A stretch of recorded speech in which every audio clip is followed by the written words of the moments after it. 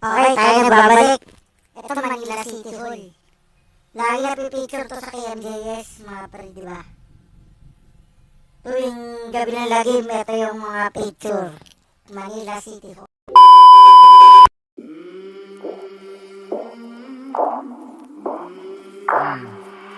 I came from the mud. There's dirt on my hands. Panoorin nga natin.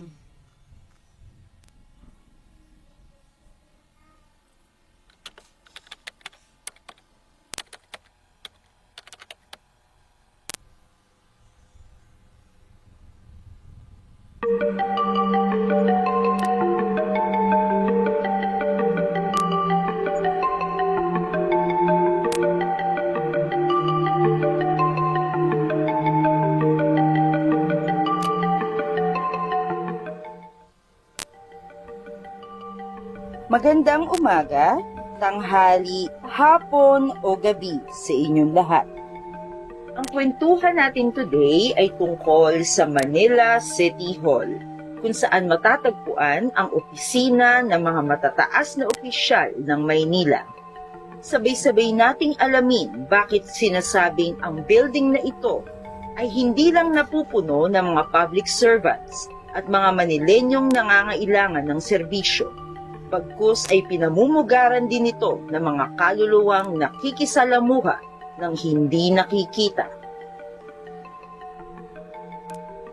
Bago tayo magpatuloy, ako po si Shani at welcome sa Kwentuhan sa Dilim, kung saan ako ang bahalang magkwento sa inyo ng mga totoong krimen at mga hindi maipaliwanag na pangyayari sa apat na sulok ng mundo.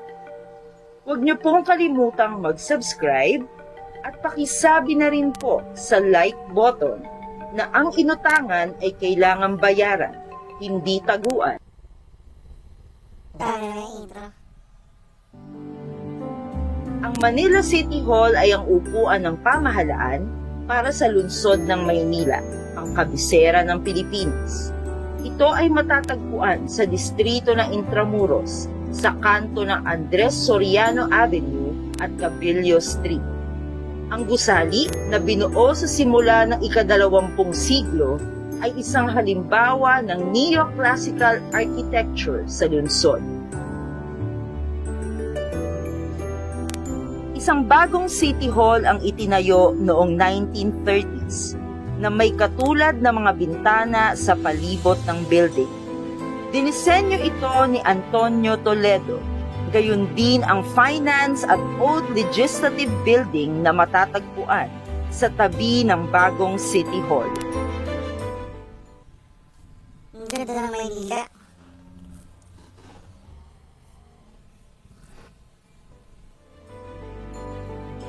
Ang mga pulang tower, kabilang ang mga muka ng 3 orasan nito, ay pininturahan ng ginto noong kalagitnaan ng 2020. Dating storage closet, ang loob ay ginawang art gallery, coffee shop at museum na may display ng mga mahahalagang kasaysayan. Noong December 27, 2021, binuksan ito sa publiko. Sa kalaunan ay pinalitan ito ng pangalan na Manila Clock Tower Museum at ganap na inilunsad bilang isang nangungunang atraksyong pangturista noong June 2022.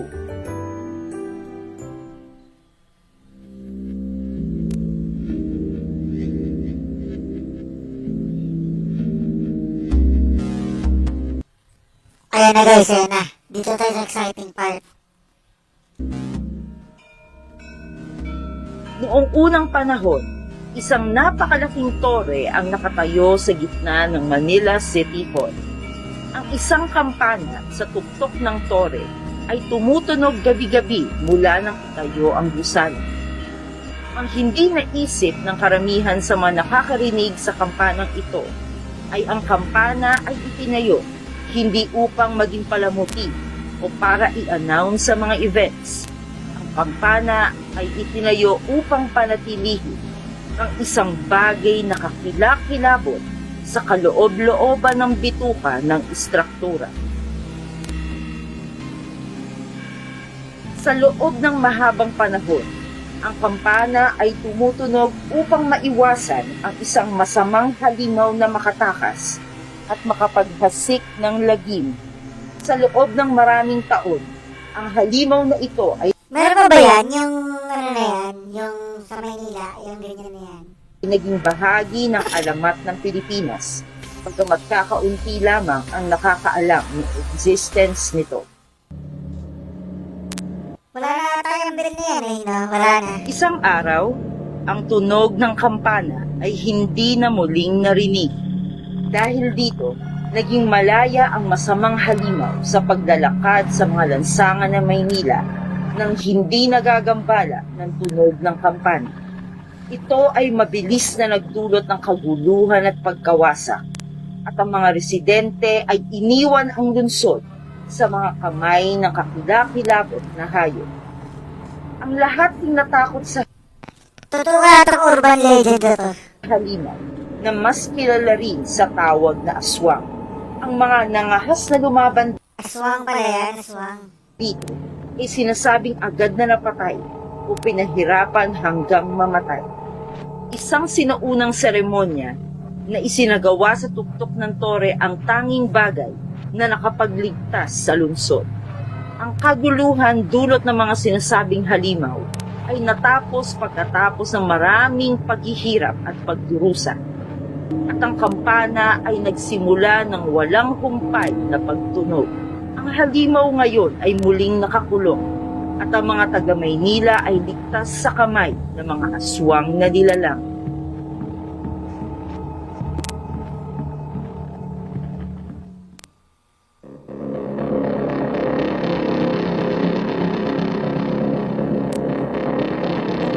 Ayan nga guys, yung Manila City Hall kapag ano yan. Titingnan mo sa Google Map, di ba? Naka-aerial view. Naka-aerial view yung sa Google Map mo. Ito, pakita ko sa inyo.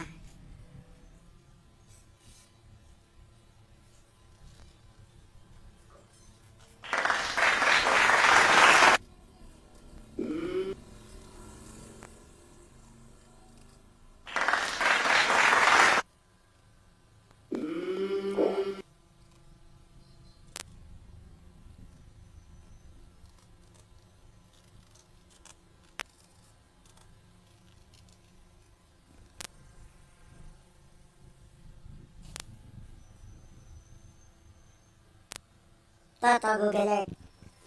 Pakita ko sa inyo Google Earth tayo, Google Earth.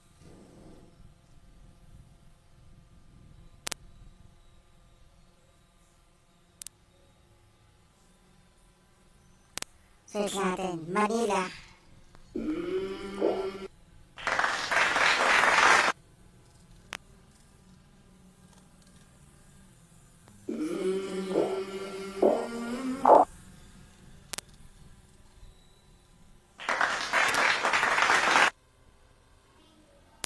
Yan, Manila City Hall guys. Tingnan nyo Ayan o. Di ba sabi ko sa inyo para siyang ano. Tingnan nyo palaki natin Oh.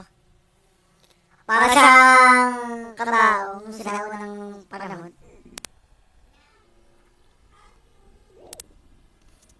Kaya ang creepy ang creepy.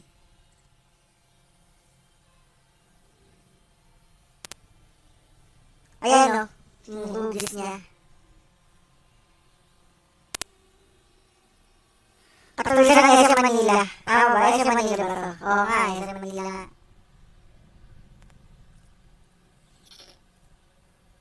Katulad siya ng SM Manila.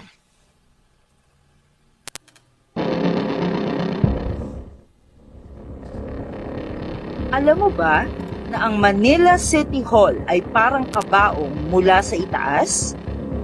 Ayon sa alamat, ang Manila City Hall ay Ayan, yung sinasabi sa inyo guys, yung kanina. malawakang nawasak noong World War II. Kaya ito ay ginawang parang kabaong upang parangalan ang mga nasawi noong digmaan. Ang ilan ay naniniwala na ito ay ginawa para magmukhang isang kristal. Gayunpaman, marami pa rin ang naniniwalang mas itsurang kabaong ang building. Ang City Hall na idinisenyo ni Antonio Toledo ay kilala rin sa mga ghost sighting sa loob ng lugar. Partikular pag lumampas na ang alas 6 ng gabi. Bilang resulta, maraming tao ang naniniwala na ang anyo ng gusali ay umaakit ng mga hindi mapakali na espiritu. Ayon sa popular na paniniwala, ang gusali ay pinagmumultuhan ng mga kaluluwa ng mga nakaraang empleyado na patuloy na gumagala sa lugar.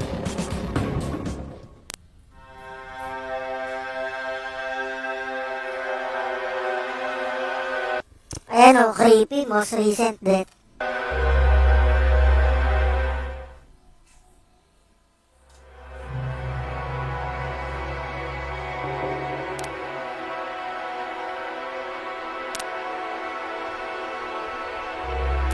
Isang construction worker na nililitis sa Manila City Hall ang tumalon mula sa ikatlong palapag noon lamang July 2023. Siya ay namatay makalipas ang ilang oras ayon kay Manila Police District spokesperson Major Philip Ines. Kasunod ng kaganapan, ang 33 taong gulang na lalaki ay dinala sa Philippine General Hospital. Ngunit dahil sa kanyang mga natamong pinsala, namatay din siya ilang oras lamang matapos dalhin sa ospital. Namatay siya kagabi, 7:43 p.m., July 12. Sabi ni Ines sa Inquirer.net sa pamamagitan ng isang text message. Ang construction worker ay may mga kasong nililitis na reklamong alarming scandal at minor threats. Hindi umano niya matanggap ang ideya na siya ay makukulong. Kaya nagpasa siyang wakasan ang kanyang buhay bago pa man maibalik sa kanyang kulungan. Ayon sa ilang kwento, inimpluwensyahan ang lalaki ng masamang espiritu na nag-utos sa kanya na magpakamatay. Maraming tao ang naniniwala na dahil napakaraming buhay ang nawala sa bakura ng Manila City Hall, ang mga multong ito ay sabik na hikayatin ang sinuman sa tingin nila ay marupok at handang sumama sa kanila. Ang Manila City Hall ay isa sa landmark na nagbibigay ng kasikatan sa Maynila bilang isang natatanging arkitekturang dumaan na sa maraming natural na kalamidad at digmaan. Sa bawat sulok ng building na ito ay marahil may kwentong natago na ng panahon at mga dekadang lumipas. Ang hindi mabilang na mga taong nag-iwan ng emosyon at piraso ng kanilang oras sa lugar na ito ay masasabing nagbigay at patuloy na nagbibigay ng personalidad sa Manila City Hall at nagdadagdag ng mas makulay na kasaysayan sa pagitan ng mga halik. Ang creepy talaga Manila City Hall, guys. Marami pa ako nakikita sa Manila mga nakakatakot sa Manila. Teka lang standby, magbe-break lang ako sandali.